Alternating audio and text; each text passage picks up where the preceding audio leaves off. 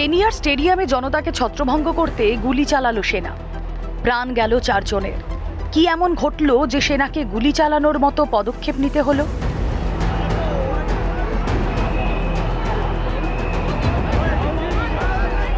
হৃদরোগে আক্রান্ত হয়ে মৃত্যু হয়েছে কেনিয়ার প্রাক্তন প্রধানমন্ত্রী রাইলা ওডিঙ্গার। ভারতে আয়ুর্বেদ চিকিৎসা করাতে এসেছিলেন ওডিঙ্গা। তার মৃত্যুর খবর ছড়াতেই গোটা কেনিয়া জুড়ে শোকের ছায়া নেমে আসে। প্রিয় নেতাকে শেষ বিদায় জানানোর অপেক্ষায় ছিলেন সকলে। বৃহস্পতিবার ওডিঙ্গার মরদেহ পৌঁছয় দেশে। হাজারো শোকাতুর মানুষের ভিড় জমায় জোমো কেনিয়াটা আন্তর্জাতিক বিমানবন্দরে,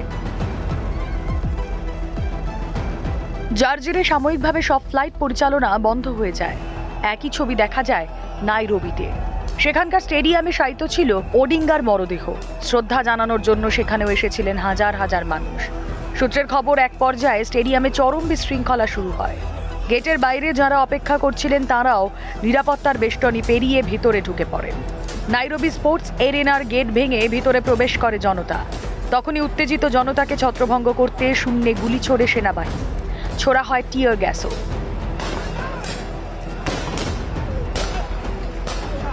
এরপর স্টেডিয়ামটি প্রায় ফাঁকা হয়ে যায়। পুলিশ জানিয়েছে কয়েকজন গুলিতে আহত হন। পরে 4 জনের মৃত্যুর খবর পাওয়া যায়। এমনকি প্রথমে ওডিঙ্গার দেহ নিয়ে যাওয়া হয় সংসদ ভবনে। সেখানেও প্রাক্তন প্রধানমন্ত্রীকে শ্রদ্ধা জানানোর জন্য প্রচুর মানুষ আসেন। সেখানেও বিশৃঙ্খল পরিস্থিতি তৈরি হয়েছিল। রাইলা ওডিঙ্গা মূলত বিরোধী দলের নেতা হিসেবেই পরিচিত ছিলেন। তিনি 2008 সালে কেনিয়ার প্রধানমন্ত্রীর গদিতে বসেন।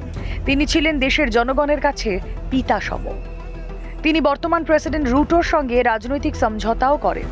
ওডিঙ্গার জনপ্রিয়তা বিশেষভাবে প্রবল ছিল পশ্চিম কেনিয়ার লুও সম্প্রদায়ের মধ্যে।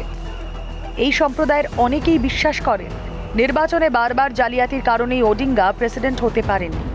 বেশ কিছুদিন ধরেই তিনি অসুস্থ ছিলেন। চিকিৎসার জন্য ভারতে আসেন।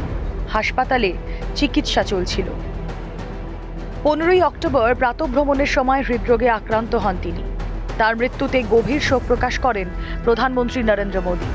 কেনিয়ায় 7 দিনের জাতীয় শোক ঘোষণা করা হয়েছে এবং প্রেসিডেন্ট রুটো জানিয়েছেন ওডিঙ্গার পূর্ণ রাষ্ট্রীয় মর্যাদায় শেষকৃত্য সম্পন্ন হবে। সরকারের তরফে জানানো হয়েছে নিজের খামার বাড়ি বোন্ডোতে 19শে অক্টোবর তাকে কবর দেওয়া হবে।